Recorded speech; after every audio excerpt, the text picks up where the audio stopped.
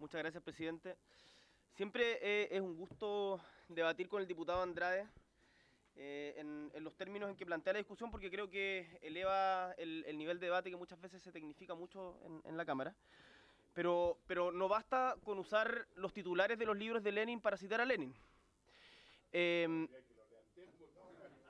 O sea, al citar, es que me parece que no es menor, porque cuando se utilizan frases para la galería independiente que no hay gente viendo, de hacer referencia a el izquierdismo como enfermedad infantil del comunismo. Lenin lo escribe, y usted sabe muy bien, después me voy a pasar a referir al proyecto en cuestión, pero lo escribe en 1920, cuando los bolcheviques habían tomado el poder y habían ya socializado gran parte de los medios de producción. Y acá estamos, y usted me lo cita cuando el gobierno está entregando un reajuste de un 0,5% real a los trabajadores del sector público, y más encima prepara una reforma laboral en donde una de las principales demandas, que es el reemplazo de trabajadores en huelga, lo van a hacer pactando condiciones mínimas de trabajo, tal como informaban respecto al acuerdo que habrían llegado con los empresarios. Entonces, me parece, diputado Andrade, de que para citar a Lenin, hagámoslo en el contexto y demos un debate en esos términos de la táctica y estrategia de la izquierda, pero el contexto del Chile neoliberal de hoy día es bastante diferente al de la Rusia bolchevique en 1920. Ahora, no, es para que nos tomemos en serio el debate y no solamente lo hagamos en titulares para... Ahora, dicho esto, a mí me gustaría saber si todos los diputados de la nueva mayoría que hoy día saludan con gran efusividad este proyecto lo hubiesen aprobado con igual efusividad si es que quienes lo hubiesen presentado hubiese sido el gobierno del presidente Sebastián Piñera o de cualquier otra administración de derecha. Seguramente, tal como sucedió, por ejemplo, en el reajuste del sueldo mínimo, en donde se bajó las expectativas que la misma Central Unitaria de Trabajadores venía defendiendo desde hace 7 años, que era el sueldo mínimo de 250.000 pesos, hubiesen puesto el grito en el cielo ante un reajuste de estas características. Y estarían todos en la postura de la democracia cristiana, salvando el diputado Ortiz de pedir por lo menos un 0,5% real más de lo que hoy día se está entregando. Entonces, ese doble estándar, la verdad que termina haciéndole daño a la credibilidad de la política. Porque ¿cuál es la diferencia de que haya estado Piñera o de que hoy día esté la presidenta Bachelet, si es que al final los que terminan recibiendo las lucas son los trabajadores? Entonces, cuestiónanselo por último internamente. ¿Hubiesen dicho estas mismas palabras si este reajuste lo hubiese presentado otra persona o no? Bueno, por cierto, que no hay un oportunismo tampoco, o sea, lo mismo aplica para el otro lado, digamos. Es una cuestión que va y viene. Ahora, a mí yo entiendo el argumento del diputado Aguiló y del diputado Andrade, de que nadie representa mejor a los trabajadores que los trabajadores. Ninguna duda cabe. Ninguna duda cabe.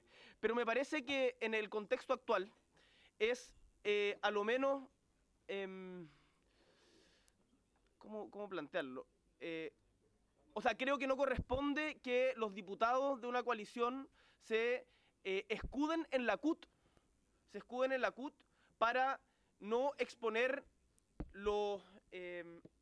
no exponer un debate argumentativo en torno a cuáles son los beneficios para los trabajadores, y sencillamente porque ellos lo aprueban, ustedes hoy día lo aprueban, tal como sucedió con el proyecto de trabajadoras de casa particular o con el proyecto del sueldo mínimo. Seguramente lo mismo debe haber pasado con la agenda corta de los profesores, pero ahí cuando se levantan los 50.000 profesores a lo largo de las 200 comunas del país, pareciera que la cosa es diferente. Yo entiendo, y si esto lo digo sin ni un dejo de ironía, me parece muy atendible ese argumento, pero creo que no evita que debatamos respecto del fondo del asunto. Y creo que cuando sencillamente se dice la CUT lo aprueba, se está obviando que hay una discusión de fondo detrás. Y el que, desgraciadamente, y esto yo creo que para todos los sectores de izquierda es lamentable que la mesa del sector público no haya llegado unido hasta el final. Y que hoy día tengamos 3 organizaciones que son tremendamente importantes, la ANEF, la Asociación Chilena de Funcionarios de Municipalidades y la CONFENATS, que no están aprobando este proyecto, por consideraciones que también son muy atendibles y que es importante poner sobre la mesa. Y acá, insisto, lo importante no es dar solamente un discurso para galería inexistente, sino ver cómo mejoramos este proyecto. ¿Cómo mejoramos este proyecto? Entendiendo que la desigualdad en Chile no se va a mejorar por cambiar el proyecto de ajuste del sector público, ni se va a resolver los problemas de la clase trabajadora solamente en este asunto. Ahora, dicho esto, paso a lo específico. ¿Hay avances acá? Sin duda que hay avances. Hay avances en promesas que se plantean de manera diferente a años anteriores. Por ejemplo, cuando se dice que se legislará sobre la imponibilidad gradual de la asignación de zonas. sin lugar a dudas que eso es un avance. A mí me preocupan los condicionales. ¿Sí? Se legislará gradualmente, podrá... O sea, los trabajadores de zonas extremas del sector público vienen hace años peleando por la imponibilidad de la asignación de zonas y desgraciadamente eso no ha sido real. Entonces, ver para creer, ojalá eso se cumpla. Pero ¿por qué solamente para los funcionarios de las universidades y no para todos los trabajadores del sector público? ¿Cuál es el motivo? A mí lo planteo como pregunta en este caso al director de presupuesto.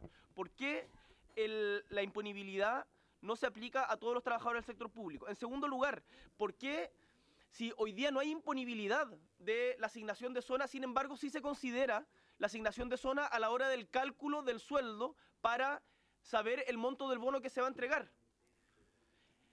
Y en esto, hablando como representante de la región de Magallanes, la asignación de zonas extremas no es un privilegio, sino que se establece por una condición de criterio geopolítico de vivir, de qué es lo que implica vivir en zona extrema. En Magallanes debemos tener de las tasas de crecimiento poblacional más bajas de Chile. Tenemos cerca del 17% del territorio de la población, del territorio nacional, y sin embargo solamente un 1% de la población nacional. Entonces, la asignación de zonas extremas no es sencillamente un lujito que se da a la gente que vive en Magallanes, Porvenir o Puerto Williams, o en Arica, sino que tiene un sentido más de fondo, y cuando se obvia este hecho a la hora de calcular la base para asignar los bonos, la verdad es que ese argumento de fondo también se desconoce y eso también no es entendible y ojalá lo pudiéramos mejorar en esta comisión. Me preocupa profundamente el reajuste del sector público en las universidades.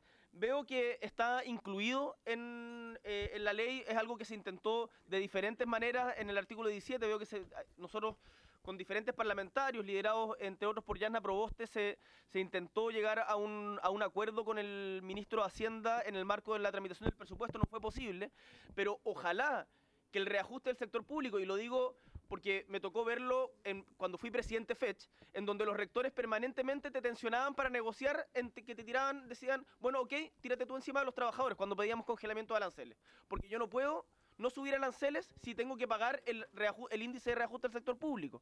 Entonces, si Hacienda no se hace cargo de eso, finalmente los que lo van a terminar pagando, y ahí me gustaría que lo cercioráramos, lo van a terminar pagando los estudiantes mediante alzas de aranceles. Y eso es seguir condenando a las universidades estatales a empujarlas hacia un autofinanciamiento, a mayor endeudamiento y a mayor deuda para los mismos estudiantes. Finalmente, a recomendación de la Asociación Chilena de Municipalidades, de trabajadores de las municipalidades, me indican hace mucho que todos los bonos debiera utilizar el criterio que se utiliza para el bono de vacaciones, es decir, considerando la renta líquida mensual y no la bruta.